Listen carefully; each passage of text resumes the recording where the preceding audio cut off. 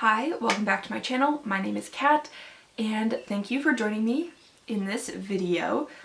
So I'm going to start doing a series on my channel, which is 5 hyper-specific book recs. And these are recommendations that focus on a specific trope in books that I really love. And we're going to start it out with one of my favorites, female killers. So this includes women who kill on purpose, like not in defense. Like they are planning it, plotting it, and killing people.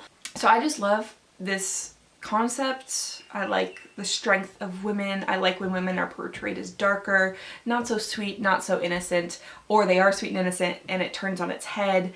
And despite what you may think, I'm not going to talk about the recent female killer books I've read because I feel like I've talked a bunch about them recently. If you want to know what I'm talking about, go to some of my recent wrap-ups. But instead, I'm going to talk about 5 that I have read that I haven't talked about in a while and I want to bring to your attention. So we have some that you may know, some that are definitely contentious, divisive. I know that I fall on the wrong side of the tracks on probably 1 or 2 of them, and then there's a few in here that I absolutely freaking love. So we're going to start out with My Sister, the Serial Killer by Oyenkan Braithwaite. So this one, why is no one still talking about this? Because this is really awesome. So this is following 2 sisters who, one of them is always called to clean up her sister's mess, and the mess is that she kills her boyfriends in self-defense. So maybe the first time it was, but you know, when it happens 2 or 3 times, I think it's a bit of a pattern. And the sister, being loyal, doesn't want, you know, her sibling to go to jail forever.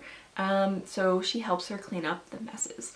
And more than the gruesome murders, this one is really a tale about family connections and duty, and how even if you don't agree with what someone you love is doing, you're probably going to protect them at all costs. Literally at all costs. So this one had me thinking a lot about the lengths I would go to, you know, for the loved ones in my life and what I would do. I remember talking to my husband and being like, would you help me or would you not? And I'll leave it up to your imagination what we decided, just allegedly. But yeah, this one is super interesting. If you haven't picked it up, I really do recommend it. So in here, the sister is the killer. And then the second one I want to talk about is The Murders of Molly Southbourne by Tate Thompson. So this one is a very short, it's like a novella. And this is following Molly Southbourne, who, when she is injured, her blood births clones of herself that are trying to kill her. So the main character is the killer in this, and this book is so bloody, so gory, and so action-packed.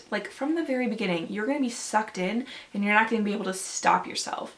So I know that the 3rd one just came out, and I think it's the last one. I'll put the image here, but I think it's The Legacy of Molly Southbourne. Is that it?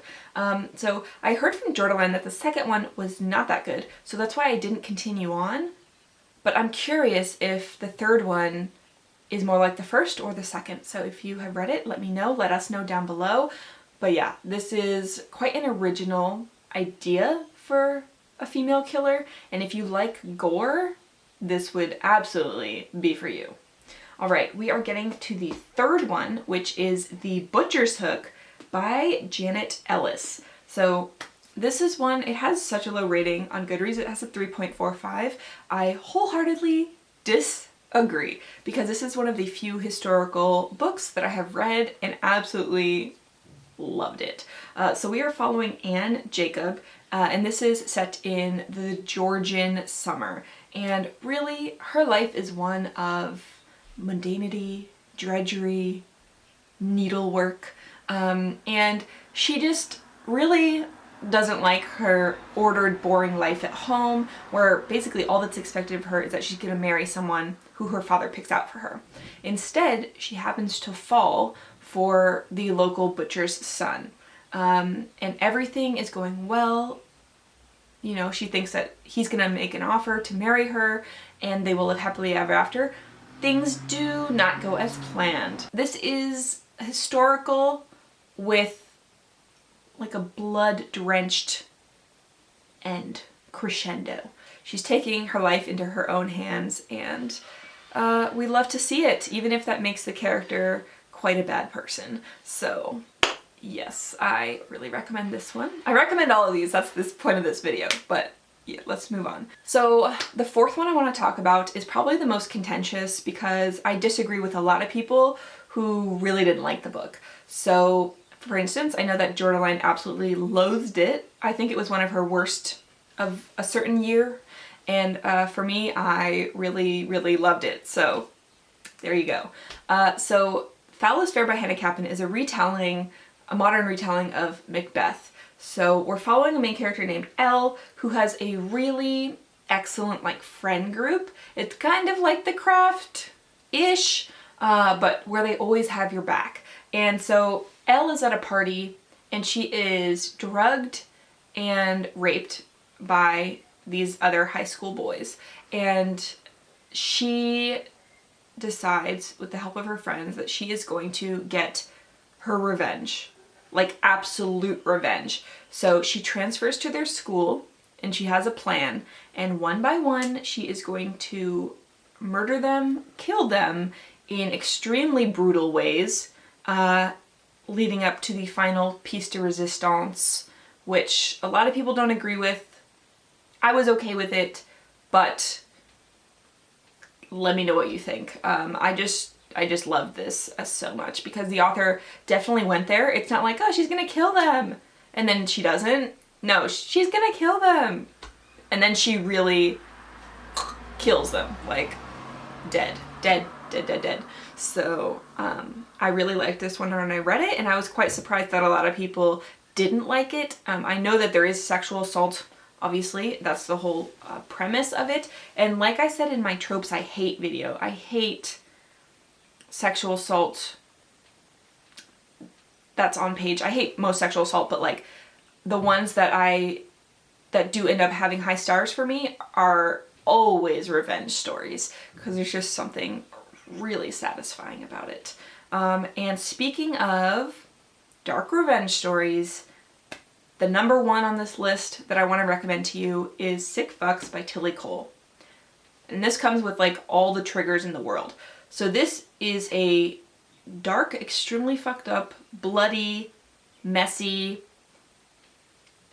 romance is how I would phrase this. So if you have a lot of triggers and you don't like to read dark romance and you don't like to read gore in your romance, really don't read this book. Do not even attempt it. I am warning you now. With that warning in place, this is one of my favorite dark romances of all time. So this is following Ellis and Heathen, and they are children who live in this manor together. So Heathen is, I think, the caretaker's son, and Ellis is the daughter of like the manor owner. And bad things happen to them in their childhood by bad people. Sexual assault, rape, pedophilia, bad things. And then we fast forward and we kind of enter into this Alice in Wonderland kind of dream type reality where when Heathen breaks out of the prison he's been put in, he goes to rescue Ellis only to find that she is like a shell of herself, where she has gone into her mind, and to survive she believes that she is living in Wonderland. And to help her out of her psychosis, he then plays along with the fantasy and helps her track down each character in the story, such as the caterpillars, the Cheshire Cat, to murder them. She's Alice and he is the rabbit. So I just fucked with this story so much, but like I said, it has a million triggers. It's not at all for the faint of heart. And yeah, it's a super dark romance. But I personally really, really loved it. I loved the Alice in Wonderland aspect. I loved the pairing together. I loved the ultimate revenge. Yeah, so that wraps up my 5 recommendations for female killers. I have so many more to do. Already on my list I have books with cannibalism, books with human AI elements, cultish books. I know that I have like isolated families. I know that I have queer merfolk. There's a bunch of specific recommendations that I'm working on. So I am working on them, but this was the one that I wanted to do first because this is one of my ultimate loves.